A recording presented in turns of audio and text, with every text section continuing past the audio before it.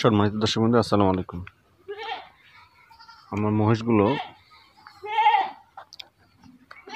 এই হচ্ছে তাদের অবস্থা এখনকার। দেখুন, মানে ঘাস খেয়ে খেয়ে এমন অবস্থা হয়েছে, খড় দিয়েছি সেটা সে খাবে না। থাক,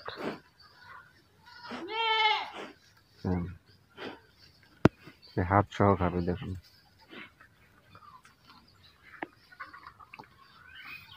খড় সে খাবে না। ঘাসের প্রতি তাদের প্রচুর একটা তৈরি হয়েছে। আগে এত সিলসিল ছিল না, মানে শরীরে এত তেল তেলে ভাব ছিল না। মহিষ ও গরুর জন্য আসলে জিঙ্কটা কতটা কার্যকারী সেটা আমি আসলে বুঝতে পারিনি এতদিনে। এগুলোকে জিঙ্ক খাওয়ানো হয়েছিল।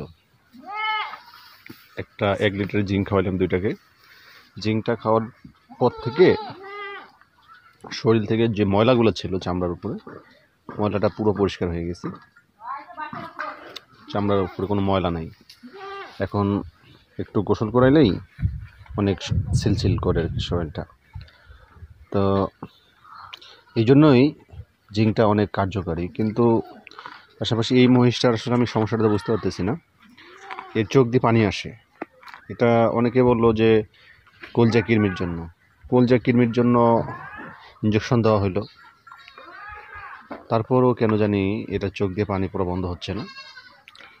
এখন ডাক্তারের পরামর্শ নিব না কী করা যায় আসলে বুঝতে পারতেছি না। কলজা কৃমি হলে কীরকম সিমটম তৈরি হয়।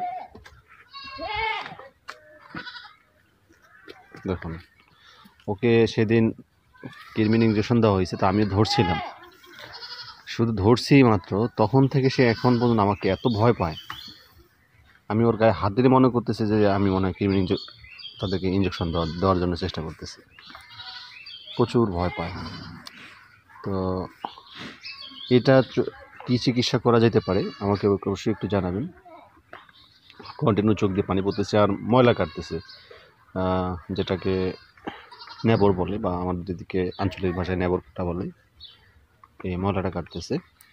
আপনারা একটু জানাবেন প্লিজ যে এটা কী জন্য এটা হচ্ছে। নতুনভাবে আমি আসলে বুঝতে পারছি না। একজনের পরামর্শ নিয়ে আমি অবশ্য কৃমির ইঞ্জেকশন দিয়েছি। ইঞ্জেকশন দেওয়ার পরও এটার মধ্যে থেকে নাই, কিন্তু ওই মহিষটার আর কি এই সমস্যাটা হচ্ছে আর কি। তো একটু জানাবেন, আর ভালো কোনো পরামর্শ থাকলে অবশ্যই দিবেন। আর আমার ভিডিওটা দেখলে অবশ্যই চ্যানেলটা সাবস্ক্রাইব করবেন, কারণ আপনার একটা সাবস্ক্রাইবে আপনার সমস্যা হবে না, কিন্তু আমার একজন সাবস্ক্রাইব বাড়বে, আমার একজন ভিউয়ার্স বাড়বে। তো সবাই ভালো থাকবেন, সুস্থ থাকবেন। ভালো লাগলে অবশ্যই সাবস্ক্রাইব করবেন। আসসালামু আলাইকুম।